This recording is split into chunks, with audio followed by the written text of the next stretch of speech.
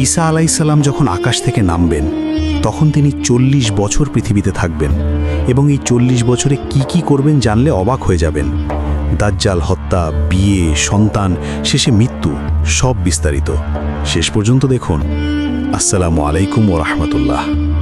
তিনি যখন নামবেন, রাসূল সাল্লাল্লাহু আলাইহি ওয়াসাল্লাম বলেছেন, ঈসা আলাইহিসসালাম দামেস্কের সাদা মিনারের পূর্ব দিকে নামবেন, 2 ফেরেশতার ডানার উপর ভর করে, হলুদ কাপড় পরা, মাথায় চুল ভেজা, 33 বছর বয়সের যুবক। ফজরের নামাজের সময় ইমাম মাহদী তাকে দেখে বলবেন, আপনি ইমামতি করুন, কিন্তু ঈসা আলাইহিসসালাম বলবেন, না, আপনিই করুন, এটাই উম্মতের সম্মান।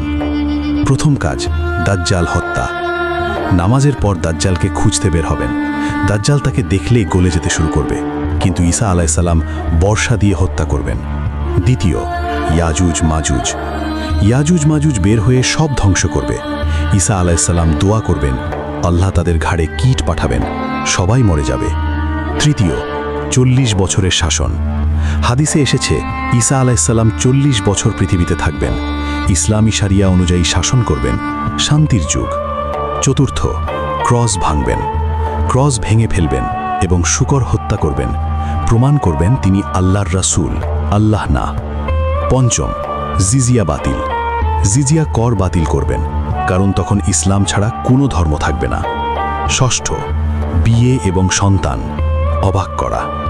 এখন শুনুন, হাদিসে এসেছে ঈসা আলাইহিসসালাম বিয়ে করবেন এবং তার সন্তান হবে, তার থেকে বংশধর হবে। সপ্তম, সম্পদে বরকত। তার যুগে এত বরকত হবে যে কেউ সদকা নিতে চাইবে না। 1 ডালিম 50 জন খাবে। বাঘ এবং ছাগল একসাথে থাকবে। শিশু সাপের সাথে খেলবে। পূর্ণ শান্তি। অষ্টম, হজ এবং ওমরা। হাদিসে এসেছে ঈসা আলাইহিসসালাম নিজে হজ এবং ওমরা করবেন, রাসূল সাল্লাল্লাহু আলাইহি ওয়াসাল্লামের কবর জিয়ারত করবেন। নবম, মৃত্যু এবং দাফন।